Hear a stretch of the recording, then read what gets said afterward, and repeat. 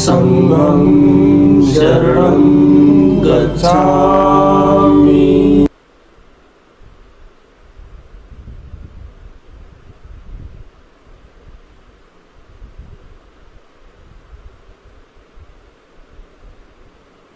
तो अब हम देखने वाले हैं हमारा आज का क्वेश्चन, जिसका नाम है सॉलिटरी स्ट्रिंग। ये एक स्ट्रिंग सर्चिंग का प्रॉब्लम है हैकर अर्थ पे। इस प्रॉब्लम में हमें क्या बोला है कि in order to celebrate women's day Stella started playing with string s. और वो किस तरीके से प्ले करती है कि she needs to know the maximum number of characters between any two same characters. मतलब हमें जो भी स्ट्रिंग गिवन होगी ना, हमें उनमें से दो ऐसे कैरेक्टर्स देखने हैं जिसका कि मैक्सिमम डिफरेंस कितना हो, सबसे ज़्यादा हो। मतलब बेसिकली हमें ये देखना है कि इफ़, और एक कंडीशन ये है कि if there are no two same characters in the string then print -1। ये हमें यहाँ पे ये ध्यान रखना है कि यहाँ पे एक मिसप्रिंट है, यहाँ पे प्रिंट -1 होना चाहिए था, तभी हमारे पास जो सारे हमारे इनपुट टेस्ट केसेस हैं वो करेक्ट आंसर देंगे। ठीक है, तो अब देखते हैं कि हमारे पास जैसे यहाँ पे एक स्ट्रिंग गिवन है ABA, तो ABA में हमारे पास जो कैरेक्टर हैं वो, अगर हम ए को कंसीडर करें तो ए जहाँ पे मतलब आ रहे हैं उनके बीच में एक ही बार बी आ रहा है। तो इस केस में हमारे पास इन दोनों ए कैरेक्टर्स का बीच का जो कैरेक्टर है वो कितनी बार आ रहे हैं, मतलब एक ही बार आ रहे हैं, है ना। और जैसे अगर हम मान लो इस वाले को कंसीडर करें तो इसमें BA BC और DDC, यानी कि इसमें हमें क्या बोला हुआ है कि हमें ये बताना है कि कोई ऐसा कैरेक्टर चूज करें जिसमें जितनी, मतलब जैसे हमें दो उनकी अक्रेंसेज हो और उसमें बीच में मैक्सिमम डिफरेंस हो, यानी कि उनकी दो अक्रेंसेज के बीच में मैक्सिमम नंबर ऑफ कैरेक्टर्स जो हैं वो उनके अंडर हो। ठीक है, जैसे अगर हम यहाँ B और B को देखें तो यहाँ पे सिर्फ एक सिंगल कैरेक्टर A है जो कि इनके अंदर आ रहा है। ठीक है, लेकिन अगर हम यहाँ पे C D और C को देखें तो यहाँ पे अगर हम C को कंसिडर करें तो इनके बीच में दो बारी D आ रहा है। ठीक है, तो यहाँ पे एक लेंथ थी, मतलब एक ही कैरेक्टर आ रहा था और यहाँ पे दो कैरेक्टर आ रहे थे, तो हमें मैक्सिमम वाले को लेना है, तो इसलिए हम यहाँ पे ना दो लेंगे। ठीक है, तो इस केस में आंसर 2 हो जाएगा। तो यही हमारे को इस एक्सप्लेनेशन में समझाया हुआ है। तो अब देखते हैं इस क्वेश्चन को अप्रोच कैसे कर सकते हैं। ठीक है, तो और अप्रोच करने के पहले ना सबसे पहले समझ लेते हैं कि हमारे पास जो स्ट्रिंग है ना उसमें लेंथ तो गिवन है, और उसके साथ साथ हमें बोला हुआ है कि जो स्ट्रिंग है ना वो लोअर केस अल्फाबेट से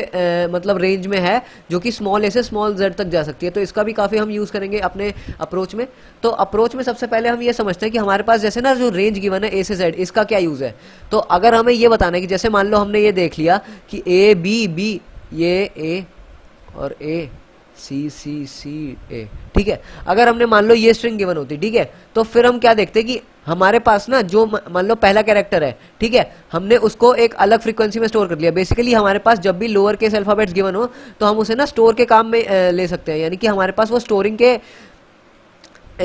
के लिए यूज हो सकता है बेसिकली, जिसमें कि हम हर एक कैरेक्टर को ना उसके इंडेक्स के अकॉर्डिंग स्टोर करेंगे। यानी कि हम हर एक कैरेक्टर का, जैसे मान लो B हमने एनकाउंटर किया स्ट्रिंग में, तो B -A अगर हम करें तो हमारे पास जो 1 आएगा ना, यानी कि 98 -97 अगर हम करें तो जो 1 आएगा वो हम 1 को इंडेक्स की फॉर्म में यूज कर सकते हैं कि यहाँ पे जो है ये B की, मतलब B के जो अकॉर्डिंग वैल्यू होगी वो स्टोर होगी, यहाँ पे A के अकॉर्डिंग वैल्यू स्टोर होगी, यहाँ पे C के अकॉर्डिंग, ऐसे ही अप टू Z के अकॉर्डिंग वैल्यू स्टोर होगी। ठीक है, तो इस एरे का साइज बेसिकली हम 26 लेते हैं। ठीक है, अब देखते हैं कि इसको अप्रोच कैसे कर सकते हैं। तो जैसे हम स्ट्रिंग में सबसे पहले हम गए, हमने देखा कि पहला कैरेक्टर जो है ना वो एक भी बार नहीं आया, क्योंकि ये तो पहला कैरेक्टर, तो हमने क्या किया, इसको एक बार ही इंक्रीमेंट कर दिया। ठीक है, इंक्रीमेंट करने के बाद हमने ये देखा कि अगर हम मान लो इंक्रीमेंट, जैसे ये समझते हैं कि जो फर्स्ट बार ये एनकाउंटर हुआ है ना, इसमें हम इंक्रीमेंट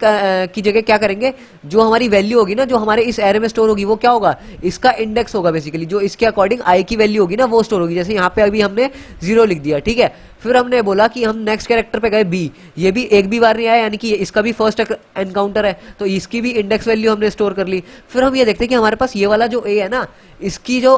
पहले से वैल्यू है वो एक बार ही आ चुकी है, यानी कि ये जो A है ये पहले भी एनकाउंटर हो चुका है। तो फिर जैसे ही हम एनकाउंटर हो चुका होगा ना, फिर हम एक कंडीशन और चेक करेंगे कि क्या ये वाला जो कैरेक्टर है, यानी कि अभी जो मान लो हमारे पास I की वैल्यू है, क्या अगर हम इसको माइनस करें प्रीवियस इस कैरेक्टर के इंडेक्स से, और प्रीवियस इंडेक्स का कैरेक्टर कैसे निकलेगा, मान लो जैसे ये जो है ना, ये मान लो हमने इसकी फ्रीक्वेंसी ले ली, ये फ्रीक्वेंसी का एरे है, मान लो नेम इट एज फ्रीक्वेंसी। ठीक है, तो अगर हम इसको माइनस कर दें इसके प्रीवियस अकरेंस से, प्रीवियस अकरेंस को कैसे निकाल सकते हैं, प्रीवियस अकरेंस को हम ऐसे निकाल सकते हैं कि इस, मतलब इस एरे के अंदर इस वाले एरे का इंडेक्स निकाल ले। इंडेक्स निकालने के लिए हम क्या करेंगे, क्योंकि हमें पता है कि हम इस कैरेक्टर के लिए देख रहे हैं, तो हम इसी कैरेक्टर को क्या करेंगे, S ऑफ I को माइनस कर देंगे, जिस पे हम अभी हैं उसको हम क्या करेंगे, इस A से माइनस कर देंगे, तो ये हमारा इंडेक्स दे देगा। तो अगर हम ये देख रहे हैं कि हमारे पास ये जो माइनस करके डिफरेंस आ रहा है ना, क्या ये वाली जो क्या ये 1 के बराबर हो रहा है। अब माइनस के साथ ना हमें एक -1 और करना पड़ेगा, क्यों? क्योंकि ये जो i है ये तो यहाँ पे है, ये जो मतलब ये जो वाला जो इंडेक्स है वो यहाँ पे है, तो इनका जो हम डिफरेंस करेंगे ना, जैसे मान लो अगर हम 3 4 5 है ना, तो जब हम 5 - 3 करते हैं तो हमें 2 मिलता है। बेसिकली वो क्या होता है, वो ना हमारे पास ये वाली जो दो वैल्यूज होती है वो ये होती है, ठीक है, कि वो ये वाली दो वैल्यूज हो गई, लेकिन हमें चाहिए कौन सी, हमें तो उनके बीच की वैल्यूज चाहिए ना, यानी कि ये दोनों एक्सक्लूड होने चाहिए। तो एक्सक्लूड के लिए हम एक बार और माइनस करेंगे, जिससे कि जो एक है ना, बस जो एक एलिमेंट है वो मिले हमें, यानी कि ये वाला कैरेक्टर भी एक्सक्लूड हो जाए, ये वाला कैरेक्टर भी एक्सक्लूड हो जाए, ठीक है। तो डिफरेंस तो यहां तक हो गया, उसके बाद हम एक नेगेटिव और करेंगे, तो वो हमें क्या दे देगा, जो कि इन दोनों कैरेक्टर्स के बीच में हमारे पास कैरेक्टर्स होंगे ना, उनकी लेंथ दे देगा, ठीक है। तो एक बार तो अब जैसे मान लो हम चेक करेंगे कि अब जो हमारे पास इसकी जो वैल्यू आ रही है, यानी कि ये वाला जो हमारे पास रिजल्ट आ रहा है, क्या ये वाला जो रिजल्ट है वो प्रीवियस रिजल्ट से,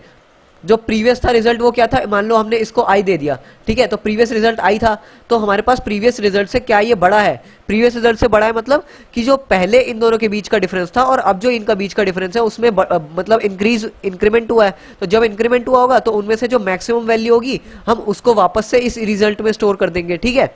तो एक तो ये हो गया, और फिर हम क्या करते हैं, अब वापस से जाते हैं, हम देखते हैं कि हमारे पास जैसे मान लो हमने b को देखा, तो हमारे पास b भी आ रहा था, उसमें भी हम यही चीज करेंगे कि हम प्रीवियस इंडेक्स के जो प्रीवियस इंडेक्स था ना उसको इस इंडेक्स से माइनस करेंगे, और ये देखेंगे कितने कैरेक्टर्स आ रहे हैं, क्या वो कैरेक्टर्स जो आ रहे हैं अब, क्या वो प्रीवियस इस इंडेक्स से जो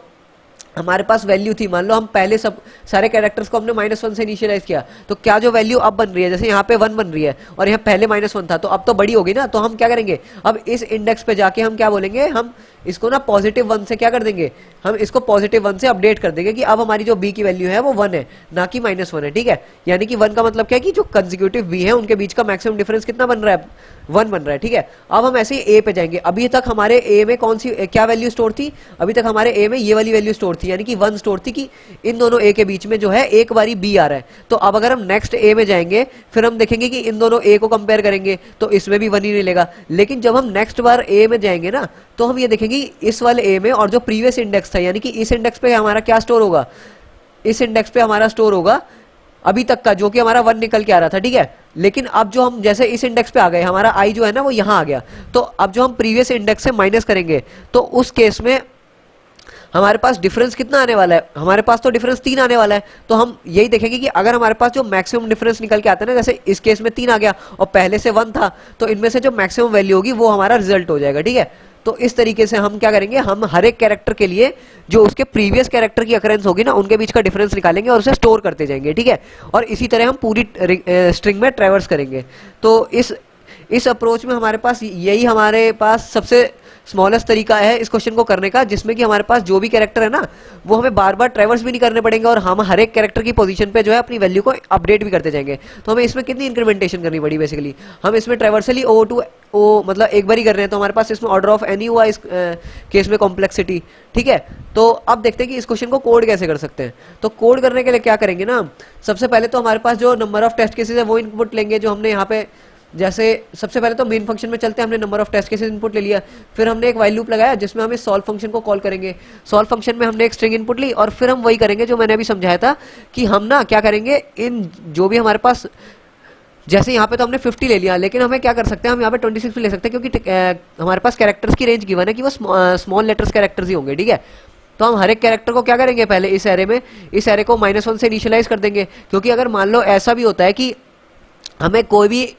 भी हमारे पास एक ऐसा कैरेक्टर नहीं मिला जो कि रिपीट हो रहा है, तो उस केस में हमें ये कंडीशन गिवन है कि उस केस में हमें प्रिंट -1 करना है यहाँ पे, ठीक है। तो -1 के लिए हमने पहले सभी को -1 से इनिशियलाइज कर दिया कि अगर हमारे पास मान लो कोई भी रिपीट होता हुआ कैरेक्टर में ना इनकाउंटर हुआ आगे चल के, तो हमारे पास जो अभी तक की वैल्यू थी हमारी वही रिजल्ट में आके और वही हमारे पास आउटपुट में आ जाएगी, ठीक है। तो अब एक दूसरा लूप लगाएंगे जिसमें कि हम ट्रैवर्स करेंगे हमारी स्ट्रिंग को, ठीक है। तो हमने ये क्या किया, s.size तक हमने ट्रैवर्स किया पूरी लेंथ में। हम हर एक बारी क्या कर रहे हैं, हम चेक कर रहे हैं कि क्या हमारी जो फर्स्ट पोजीशन पे जो अभी हमारे पास, जैसे मान लो ये इंडेक्स है ना, तो हमने ये देखा कि क्या हमारे पास अभी जो